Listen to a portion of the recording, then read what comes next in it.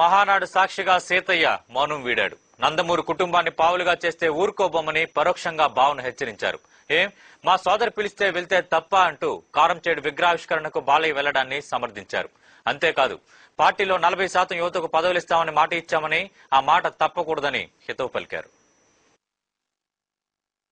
పార్టీలో polit bureau సభ్యుడైన Nandamuri Harikrishna ఎప్పుడో కానీ మాట్లాడాడు. ఇక మాట్లాడితే మనసులో ఏదీ దాచుకోడు. సరిగ్గా మహానాడు వేదికపైన అదే జరిగింది.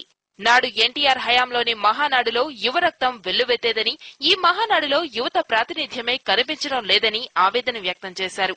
యువతకు 40% పదవులు ఇస్తామని తాము యువగర్జనలో మాట ఇచ్చామని, ఆ మాట నిలబెట్టుకోవాలని స్పష్టం చేశారు. అలాగే పార్టీలో మహిళలకు తప్పనిసరిగా 3వ వంతు పదవులు ఇవ్వాలని కోరారు.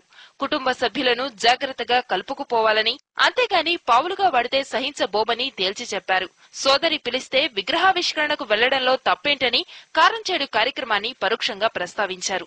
సోదరి పిలిచింది కాబట్టి అది మా స్వయం కార్యక్రమం, నా తండ్రి గారి విగ్రహావిష్కరణ కాబట్టి ఎవరైనా సరే మీరందరికీ నేను తెలియజేసేది ఒక్కటే, కాంగ్రెస్ వాడి మోచేతు నీళ్లు తాగే గతి గత్యంతరం ఈ నందమూరి వంశానికి లేదని మరొకసారి తెలియజేస్తున్నాం.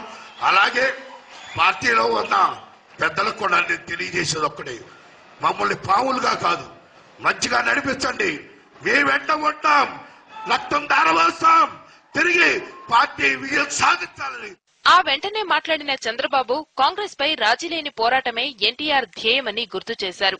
అదే లక్ష్యంతో ఇప్పుడు ఉండాలని పదే పదే నొక్కి చెప్పిన ఆయన కాంగ్రెస్ తో ఏ పరిస్థితుల్లోనూ రాజీ పడకూడదని అన్నారు.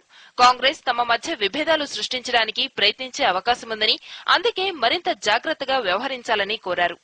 ఈ రోజు తెలుగుదేశం పార్టీ ఒక కుటుంబ వ్యవస్థ. ఈ కుటుంబ వ్యవస్థలో ఏ వ్యక్తికి ఇబ్బంది వచ్చినా నాకు ఏమాత్రం భయం లేదు.